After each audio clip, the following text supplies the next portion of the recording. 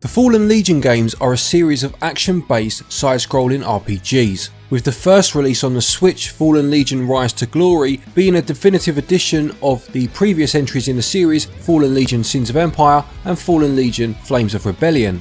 Well, the third game in that series is just about to release on the Switch, Fallen Legion Revenants. But is it about as much fun as an afternoon down at your local Legion?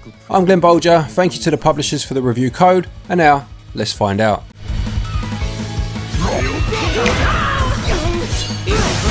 The story of Fallen Legion Revenants is told by following the storylines of politician Lucien and Rowena, a ghost who is looking to free her son. The world has been covered by a strange substance called miasma, which has turned people into monsters, and anyone who has survived now lives in a floating castle under the rule of self-proclaimed leader Ivor, who is the one that has locked up Rowena's son.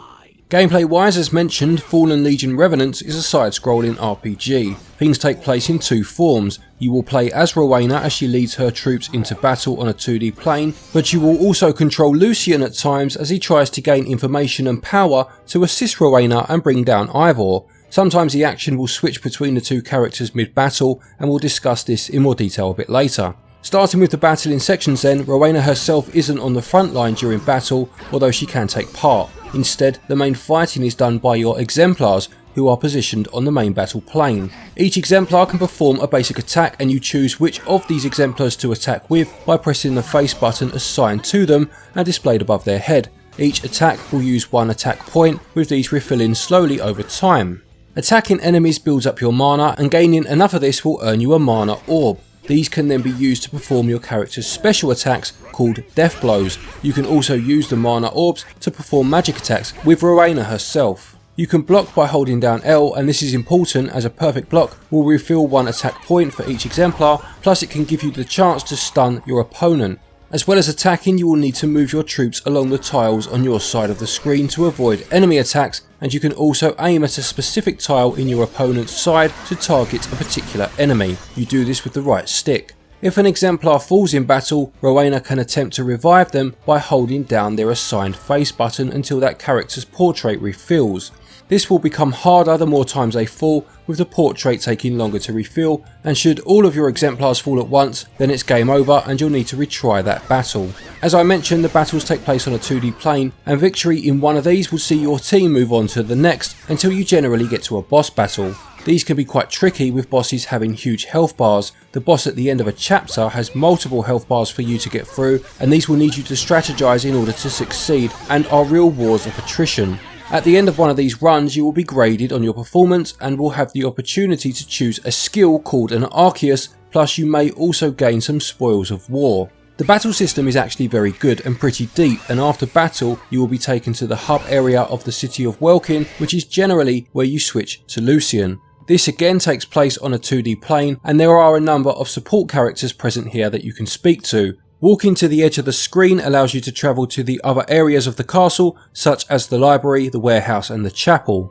In the library you can examine any of the weapons you gained as spoils of war, and these will either give you new deathblow moves to choose from for your current exemplars, or entirely new exemplars to join your team. Visiting the warehouse allows you to infuse any of the Arceus, those end of battle skills I mentioned, that you've been awarded to one of your exemplars, allowing them to gain that passive ability in battle. The chapel is where any scrolls that you get, again as spoils of war, can be decoded, and these will then grant Rowena new magic spells. When you are ready to head back out into battle, you can choose 3 of your team of exemplars, equipping any new death blows that you've earned, and then it's back out for the next run. This isn't all that Lucien does in his sections though. His whole story arc revolves around trying to take down Ivor from the inside, playing political mind games and manipulating people to try and weaken the establishment. For example, at one point you will get the chance to spoil the food rations in the hope that hungry civilians will cause an uprising out of desperation. When the spoilt food is discovered, you can choose to deceive your fellow members of the council, looking to shift the blame elsewhere. You can try to gain favour from people in power by promising to support them in exchange for information, or you could give gifts to servants in return for anything they may have overheard whilst working.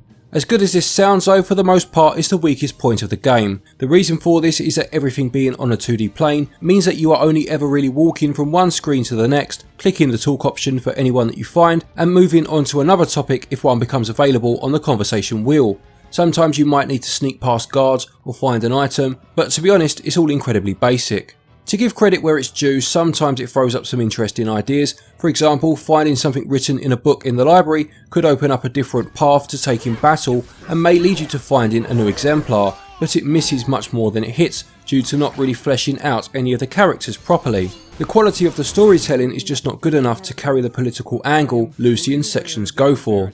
As I mentioned earlier, sometimes the switching of the characters will happen mid-battle, and Lucien will be tasked with doing something whilst the timer counts down. It may be to try and win support of your peers for the next round of elections, but again it just boils down to talking to everyone as quickly as you can and hoping that your actions thus far, such as items found or relationships built, open up the conversation point you need to help you achieve your objective. There were also a few times where their inclusion just felt detrimental to the gameplay. At one point I beat a grueling boss after a tough run of battles, having failed on the boss a few times. I was then presented with a screen of Lucien being accused of a crime, and I could either try to shift the blame to someone else or refuse to speak. I refused to speak and was told I was being executed. Due to this I had to start the whole section again, including the boss. This is a ridiculous mechanic and a complete waste of time. Why make me fight a boss again because of an option I chose after defeating it? Either input an alternate storyline that deals with the consequence of my action, as should be the case if choice is so important,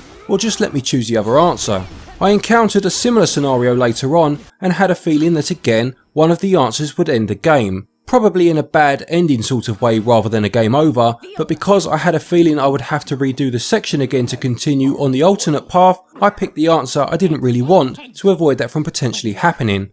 In terms of the controls, they do take some getting used to. The battles do feel very hectic to start with, and the movement of your team across the tiles never seems to feel as responsive as it needs to be to deal with the threat coming your way, especially later in the game where you are constantly hopping across tiles to avoid projectiles or debuff spells being sent across by the enemy. Gameplay is a strange mix of great battle sequences, an interesting but undercooked political web-weaving storyline, and a very unrewarding choice system. On balance it gets 12 out of 20. Controls are okay for the most part and do hold up fairly well in the heat of battle, but movement never feels as fluid as it should and they get 13 out of 20. In terms of the visuals, the game uses a hand-drawn art style, and this is quite mixed in my opinion. Some of the character designs are quite intricately detailed. I liked pretty much all of the exemplar characters, for example, plus some of the static images used in cutscenes are well drawn, but on the flip side, some of the other characters, Lucien in particular, just have a low budget feel to them. The backgrounds in battle are also just not varied enough. There's only about one per chapter plus a couple of slight variations until about 3/4 of the way through the game when a few more do show up, but by this point really it's just a bit too late. And even then, to be honest, it's just a constant repeat of the same assets. It's a bit like when Scooby-Doo and Shaggy run down a corridor and pass the same grandfather clock about 8 times. As well as this, I also had 3 crashes during my time with the game, all of which led to large chunks of progress being lost, and one of these was when I was right near the end of the game. Audio wise, things are high octane during battle sections, but nothing really stands out, and although the game does contain some voice acting, it's only used at certain times. There isn't really any rhyme or reason as to when the speech is used, and I always found this stilted approach in games quite distracting. Visuals just aren't varied enough to keep things interesting, plus the progress I lost due to 3 crashes is just inexcusable, and they score 11 out of 20. Audio fits the action, but it isn't particularly memorable or inspiring, and it gets 13 out of 20. Fallen Legion Revenants cost £35.99 and regional equivalents are on your screen now. You are definitely getting a fairly lengthy adventure for your money. I was at around the 15-hour mark and quite close to the end when that 3rd crash occurred. There were dialogue choices still locked and the fate of specific characters had the potential to change with a second playthrough, but personally I wouldn't have the motivation to play this game again. It all feels about a chapter too long, meaning that even the battling system, the game's saving grace up to this point, also starts to feel repetitive. It just doesn't feel like a £35 game as far as either design or production values go. There is a demo available with save data that transfers over, so I would advise trying this, but for me, value gets 10 out of 20. To conclude, Fallen Legion Revenants has some interesting ideas. I like the idea of showing the two sides of attempting to win a war, with both the pen and the sword if you will, and at about halfway through it would have scored a bit higher than this. But the storytelling is so disjointed, the political side with Lucien, which is never great, becomes even more tedious the further in you get, and the battling system, as good as it is, cannot keep things together as the game collapses under its own weight. Throw in a choice system which left me unsatisfied at best and downright annoyed at worst, plus crashes that lost me progress in the game, and to be honest, the writing is on the wall for this one.